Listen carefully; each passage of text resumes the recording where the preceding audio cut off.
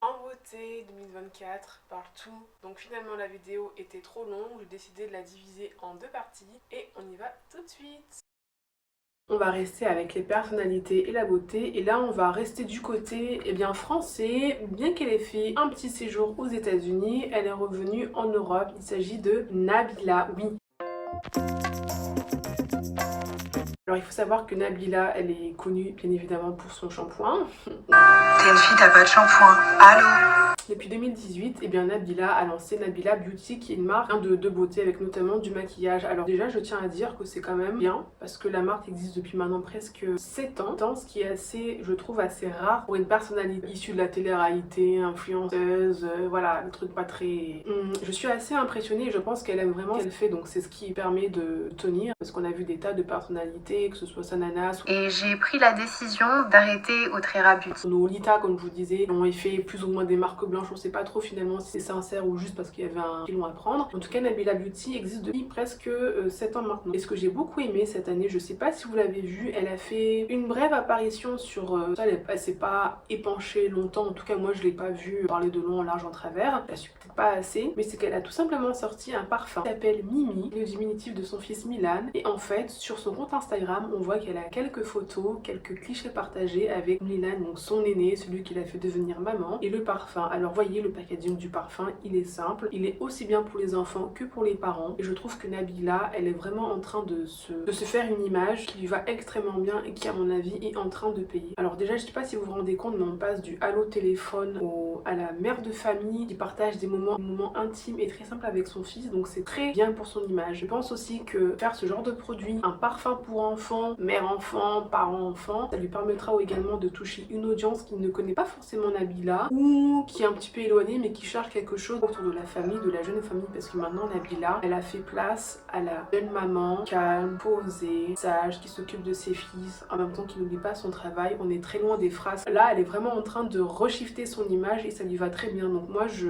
trouve que cette idée de parfum avec son fils, de partager quelques images sans trop en faire, c'est une super idée et ça permettra vraiment de l'ancrer dans des valeurs beaucoup plus profondes autour de la famille, autour de la marque qui construit. En plus, on voit cette séquence de photos, elle est vraiment très simple, on n'est pas du tout dans le show-off, non, on est vraiment dans quelque chose de très simple avec le mère et un fils. C'est super bien pensé. D'ailleurs, je trouve que ça accompagne très bien, pas dire cette image, mais un petit peu le virage qu'elle prend depuis quelques temps et qu'on la voit. Elle a notamment été justement encore avec son fils Milan cette année, il me semble, au Kenya pour aider un orphelinat. Donc là, on la voit aussi assez simple, pas du tout en mode show-off. Elle a aussi pris position pour Gisèle Pellico. Ça, je trouve que c'était un petit peu touchy de venir dire que je vais t'aider financièrement. Personnellement, je trouve que c'était pas très bien fait, mais bon, c'est comme ça. En tout cas, quand on voit ça, je me dis que Nabila, dans quelques années, peut-être même dans quelques mois, on pourrait bien la voir, peut-être ambassadrice ou porte-parole, pourquoi pas, soit d'une asso, théâtre caritative, mais en tout cas, je la vois bien aller dans cette mouvance-là. Elle rit encore de ses défauts ou encore de ce qu'on pense qu'elle est comme BookTok, mais en tout cas, l'idée du parfum familial, c'est une très bonne idée parce que dans la cosmétique, dans la beauté, la parfumerie, parfum de célébrité, franchement, Beyoncé, Britney Spears, Jessica Simpson, et même en France, c'est pas ouf, mais là, hôtel familial, très bien. Alors par contre, il y en a qui sont moins bien, et cette année, il y a deux sorties. Alors la première sortie, c'est tout simplement la presque fin de The Body Shop en France. Il faut savoir que l'entreprise, en tout cas la société qui était bien implantée en France, il me semble depuis les années 80, a tout simplement été mise en liquidation judiciaire, et bien en juillet 2024. Voilà, c'est la fin d'une histoire. Il reste toutefois 3 franchises en France, il me semble Besançon, Grenoble et je ne sais plus quelle est la dernière ville. Ce sont les 3 survivants de cette liquidation judiciaire. Alors pourquoi est-ce que c'est la fin de The Body Shop en France? Il y a énormément de facteurs, mais si vous ne connaissez pas Body Shop c'était dans les années 60, 80 jusqu'à à peu près 2000 une marque précurseuse parce que c'était vraiment une marque qui se revendiquait naturelle, respectueuse de la nature, sans ingrédients conventionnels et qui surtout avait fait le pari de prendre des ingrédients entre guillemets d'origine exotique, c'est-à-dire hors du continent européen, qui valorisait également les travailleurs et qui surtout était pionnière en termes de on ne teste pas sur les animaux. Pourquoi est-ce que Body Shop c'est la fin? Je pense qu'il y a plusieurs facteurs. Alors déjà, quand une société passe de fonds en fonds, se fait racheter, elle part très vite un petit peu de ses valeurs d'origine, que les envies des actionnaires, des dirigeants, des nouveaux dirigeants ne sont pas forcément les mêmes que ceux des fondateurs, donc qui sont notamment fait racheter dans les années 2000 par L'Oréal, et les valeurs sont quand même assez différentes. Il y a eu plusieurs rachats par la suite. À côté de ça, les piliers fondateurs de The Body Shop finalement sont devenus entre guillemets un petit peu banal et inscrit dans la vie de tous les jours. Par exemple, il faut savoir que le non testé sur les animaux qui était assez avant-gardiste il y a quelques décennies est devenu entre guillemets la norme. Et c'est la norme puisque la réglementation européenne, notamment en termes de cosmétiques, interdit les tests sur les animaux. Donc finalement ce n'est plus un argument entre guillemets de vente. À côté de ça, les produits, les ingrédients, les matières premières qui étaient très exotiques, très encore peu visibles sur le marché, à savoir le karité, le beurre de cacao ou encore la mangue et l'aloe vera, finalement sont de plus en plus répandus, que vous voyez facilement un produit sans karité et sans aloe vera de plus en plus rare. En tout cas on en voit, donc ça déjà finalement l'offre de valeur de la marque finalement s'est fondue dans la masse, pose la même chose. À côté de ça, le changement d'année en année de fonds d'investissement et d'actionnaires fait que la marque perd, d'autant plus que les packaging rétrécissaient, le contenu rétrécissait mais pas le prix. Donc ça, je pense que ça a un peu sonné le glas de la marque. Et à côté de ça, vous avez l'émergence de marques comme la néerlandaise Ritual, vous avez Aromazone en France, vous avez Typology, The Ordinary, la beauty coréenne, la skincare beauty coréenne. Donc comment résister quand finalement on a des concurrents, eux ont des vraies propositions à l'instant T par rapport à nous. La deuxième sortie, et elle est un peu aussi triste, c'est tout simplement le club de fin pour le label et pour l'association Slow Cosmétique. Donc Slow Cosmétique, pas ce que vous connaissez le plus, mais pour les initiés, pour ceux qui s'intéressent à la cosmétique naturelle, vous en avez entendu parler car ça a été créé en 2013. Le mouvement Slow Cosmétique a été créé en 2013 par Julien Québec, qui est d'origine belge. Donc l'ONG est basée, il me semble, en Belgique, et en fait l'idée elle était très simple, c'est promouvoir simplement une cosmétique plus saine, plus authentique, aussi plus proche des producteurs, des artisans, et également on va dire exempt de tout perturbateur et ingrédients nocifs, mais également de greenwashing. Et donc ce mouvement s'est fait connaître d'année en année au point qu'il est devenu à la fois et une association qui permet de structurer le mouvement, lui donner des codes, faire des conférences, etc., des formations, et à côté de ça un label. Donc un label ça vous permet simplement d'être labellisé par l'organisme qui a sa propre grille de labellisation. Et nous avons eu la surprise cet été 2024 de voir un post sur les réseaux sociaux qui nous disait que c'était la fin et que le label et l'association allaient cesser à partir du 18 décembre 2024. Deux raisons ont été évoquées, à savoir presque le quart des adhérents de l'association ont fait faillite. Imaginez que vous avez 70 marques, 70 producteurs faillites dans les 2 années entre 2022 et 2024, sachant que vous en avez un peu plus de 300. C'est énorme en termes de revenus, en termes de développement, en termes de comment déjà aussi est-ce qu'on peut aider. Donc ça donne un tarif, parce que là c'est quand même un quart énorme, c'est pas un dixième, c'est un quart. Là l'association accuse aussi, on va dire, les médias de ne pas avoir assez parlé de la slow cosmétique, du mouvement slow cosmétique en 2023. Donc imaginez la faillite et un manque d'exposition, un manque de visibilité en termes médiatiques. Donc forcément vous êtes moins connu, moins de revenus, moins d'opportunités de parler, de vous défendre. Et à côté de ça, et également qui est remarqué, il y a un sacré shift au niveau des labels et des certifications en Europe, de part et d'autre. Alors d'une part parce que les marques ont de plus en plus finalement leur propre manifesto, leur propre claim, leur propre engagement RSE qui finalement injustifie le fait d'avoir des labels ou des certifications. Et à côté de ça, vous avez la réglementation européenne, le cadre légal des cosmétiques en France et en Europe qui est en train d'aller vers une cosmétique beaucoup plus responsable, ou en tout cas moins polluante, moins mauvaise à la fois pour l'environnement et pour les consommateurs. Donc finalement un label, qu'est-ce que ça vaut maintenant de nos jours? Je dis pas que c'est la fin, mais je dis qu'il y a une question à se poser. En tout cas, il me semble que la boutique qui vend encore des produits cosmétiques par les artisans qui sont encore là sera toujours en ligne, mais bien évidemment le label lui il saute, donc ne cherchez plus le label Slow Cosmétique, ça ne sert entre guillemets à rien. Pour terminer, nous arrivons sur le podium de la beauté 2024 et de 3 choses que j'ai particulièrement aimées. Alors je les mets un peu dans le désordre en même temps par mes ordres de préférence, pas forcément de préférence mais que j'ai trouvé vraiment très intéressant. Le numéro 3, ça concerne particulièrement la dermatologie des peaux foncées. Je ne sais pas si vous vous intéressez un petit peu à la dermatologie en France, mais en France il y a un professeur qui est alsacien et qui s'appelle tout simplement le professeur Antoine Mahé. Et monsieur Antoine Mahé a créé en 2022 le premier diplôme universitaire dédié à la médecine de la diversité.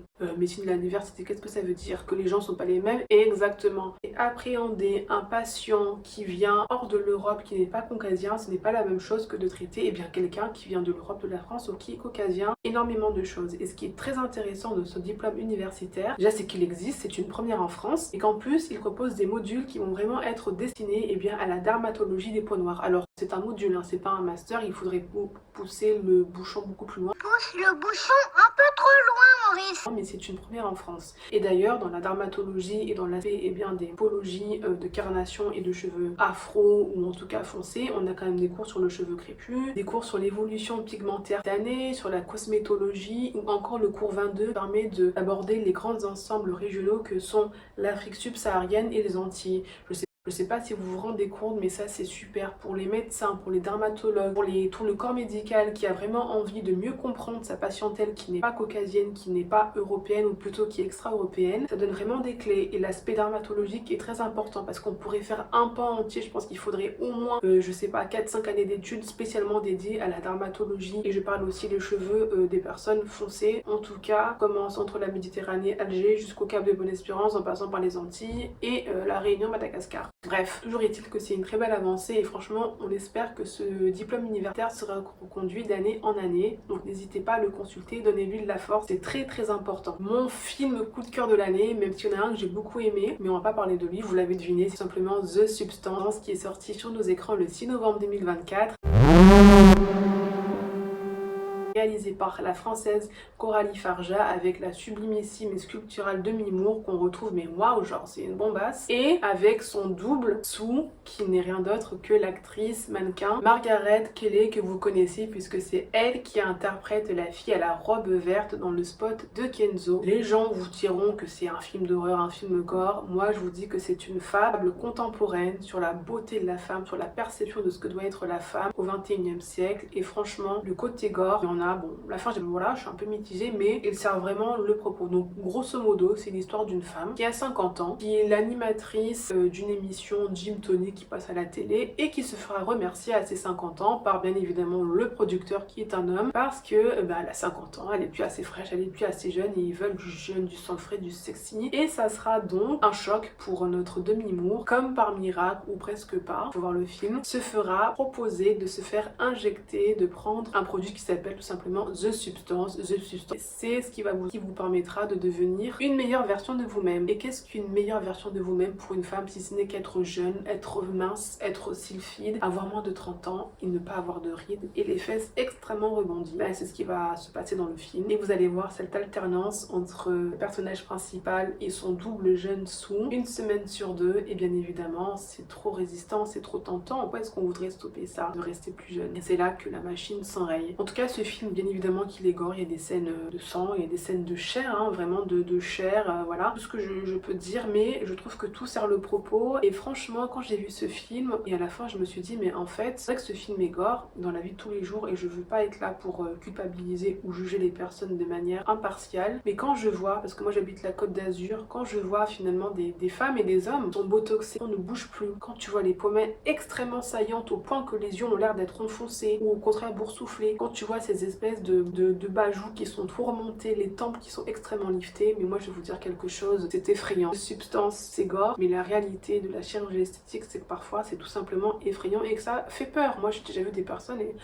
où c'est l'air extrêmement gonflé, mais c'est fou. Bon, le numéro 1 de la beauté, alors je ne descends pas le prix, c'est juste que c'est vraiment quelque chose que j'ai trouvé très marrant. Vous allez dire, oh mais finalement c'est pas ouf, mais moi je trouvais ça vraiment intéressant. C'est Guerlain qui en janvier 2024 a osé nous sortir une crème antique. Oui, comme la physique quantique, Guerlain, qui est une marque de luxe détenue par LVMH, par Monsieur Bernard Arnault, a sorti une crème quantique à l'orchidée impériale, tout le toin-toin qui vous permet de la réjuvénation et surtout d'activer 6 facteurs de lumière que vos cellules au niveau du derme vont capter pour redistribuer la lumière et vous donner l'air plus jeune. Un gros charabia qui n'est pas passé inaperçu puisque la chaîne YouTube G1000 grammes, mais également la petite Gabi, plutôt plus pour la composition, ont repris, ont décortiqué. Donc G1000 grammes, c'est un youtubeur qui a repris un petit allégations, qui a même sollicité des connaissances à lui scientifiques en fait, et tout le monde arrive sur le même point, c'est vraiment du bullshit marketing. Donc je trouvais ça assez fort qu'une marque de luxe ait osé aller dans des stratosphères aussi dingues pour vendre une crème anti-rides, en plus de son prix faramineux puisque le pot de crème de 50 ml est quand même vendu à 650 €. Il faut savoir donc qu'il y a eu 4 plaintes qui ont été déposées auprès de l'autorité de régulation de la publicité, donc bien évidemment Guerlain s'est fait retoquer. Et je parle d'allégations, il faut bien comprendre que les allégations en cosmétique, elles sont encadrées, on ne peut pas dire n'importe quoi. Et là ils ont vraiment pété les plombs. Je suis contente qu'il y ait eu ces plaintes et cette condamnation, simplement parce qu'il y a des marques beaucoup plus petites avec beaucoup moins de moyens qui font l'effort de proposer des produits qui ont des efficacités empiriques, alors en fonction de divers critères, de divers facteurs, sur des vraies spécificités, sur des vrais problèmes, sur des choses qui peuvent vraiment peiner, les peaux extra sèches, les peaux grasses, les taches de visage, visage, etc., des typologies, des spécificités comme le psoriasis et qui pour X raisons, comme c'est pas du médicament ou comme il n'y a pas assez de fonds, ne peuvent pas prétendre que c'est une crème anti-acné, anti-eczéma, etc. Et à côté de ça, t'as des grands qui n'ont rien à faire, qui vont dire allons-y, prenons les gens vraiment pour des cons.